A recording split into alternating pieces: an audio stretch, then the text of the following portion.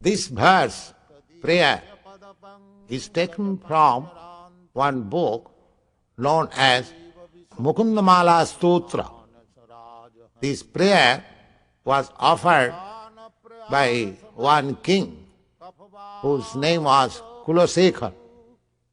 He was a great king, at the same time a great devotee. There are many instances in the history of Vedic literature that the kings were very great devotees, and they are called Rajarsis. Rajarsis means, although they are on the royal throne, they are all saintly persons.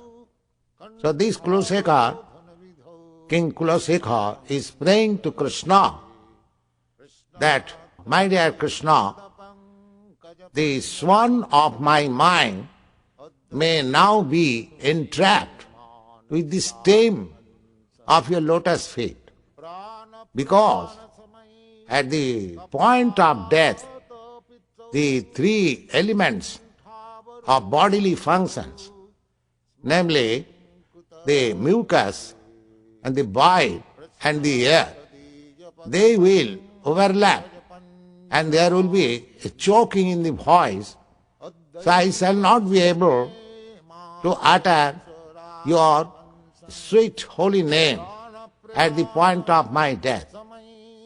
The comparison is given in this way, that the white swan, whenever it finds a lotus flower, it goes there and sports by diving into the water and entangling him in the stem of the lotus flower.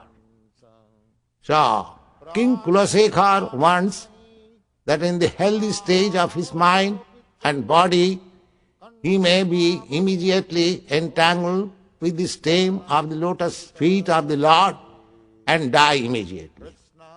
The idea is that one should take to Krishna consciousness while his mind and body is in good condition. Do not wait for the last stage of your life. Just go on practicing Krishna consciousness while your body and mind is healthy stage, and then at the time of death you shall be able to remember Krishna and his pastimes and be immediately transferred to the spiritual kingdom.